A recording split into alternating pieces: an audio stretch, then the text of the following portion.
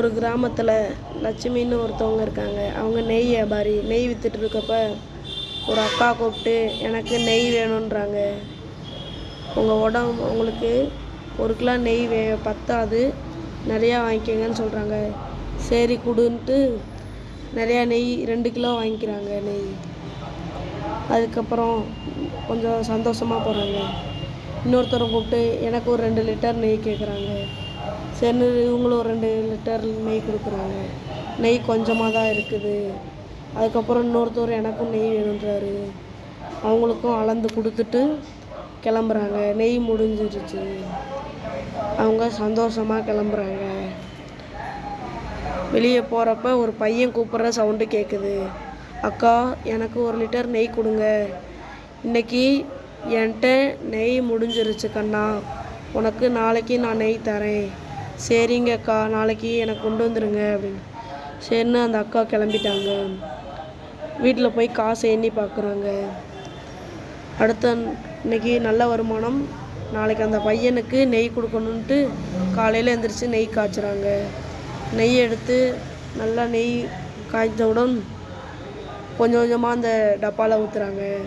முக்கால்வாசி தான் வந்திருக்கு, இன்னும் கொஞ்சம் ஊற்றணும், நெய் வேறு முடிஞ்சிருச்சே அப்படின்னு யோசிக்கிறாங்க. என்ன பண்ணலான்னு யோசிச்சுட்டு எண்ணெயை கொஞ்சம் அதில் சேர்க்குறாங்க.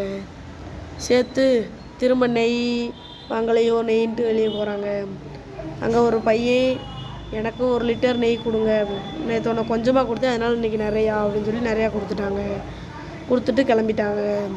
அப்புறம் மற்றும் சிலருக்கு நெய்யை அளந்து கொடுத்துட்டு போய்கிட்டு இருக்கப்ப ரமேஷ் அண்ணன் கூப்பிட்றாரு. அவர்கிட்ட போய் எனக்கு 3 கிலோ தாங்க அப்படின்னு. என்னண்ணே இன்றைக்கி எதுவும் விசேஷமா அப்படின்றாங்க. ஆமாங்க்கா, இன்றைக்கி விசேஷம், பஞ்சாயத்து தலைவர் இன்றைக்கி அல்வா கேட்டிருக்காரு அப்படின்னு. சரி அப்படின்ட்டு அவங்க கொடுத்துட்டு கிளம்பிட்டாங்க. சந்தோஷமாக கிளம்புறாங்க. அதுக்கப்புறம் ரமேஷனை நெய்யை ஊற்றி அல்வா செய்ய ஆரம்பிச்சிட்டாரு. அல்வா செஞ்சோடனே பஞ்சாயத்து தலைவர்கிட்ட கொடுக்குறாரு. போய் பரிமாறுறாங்க. அங்கே நிறையா பேர் வந்திருக்காங்க. பரிமாறுறப்ப அதில் ஒருத்தர் எடுத்து சாப்பிட்றாரு. சாப்பிட்டுட்டு என்னண்ணே ரமேஷண்ணே, உங்கள் இதில் இன்றைக்கி சுவையே இல்லை அப்படின்னு சொல்கிறாங்க.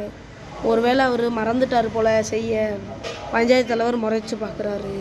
ஒருவேளை இவர் எடுத்து சாப்பிட்டுட்டு என்னவா இருக்கும், ஒருவேளை எல்லாமே கரெக்டாக போட்டோமே, ஒருவேளை நெய்யில் தான் ப்ராப்ளம் இருக்குமோ அப்படின்ட்டு அடுத்த நாள் காலையில் அந்த அக்கா வீட்டுக்கு போகிறாங்க.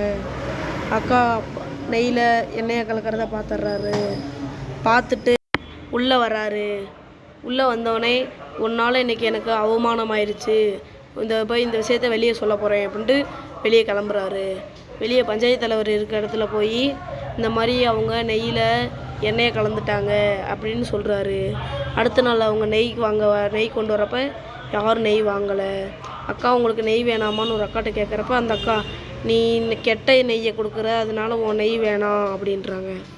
அவங்க செஞ்ச தப்பை புரிஞ்சதுனால அடுத்த நாள் நல்ல நெய் கொண்டு வந்தாலும் யாரும் வாங்க மாட்றாங்க. இதனால் என்ன நமக்கு தெரியுதுன்னா, நல்லது செஞ்சால் நல்லது நடக்கும், கெட்டது செஞ்சால் கெட்டது தான் நடக்கும். நம்ம வீடியோ பிடிச்சிருந்தா லைக் பண்ணுங்கள், சப்ஸ்கிரைப் பண்ணுங்கள்.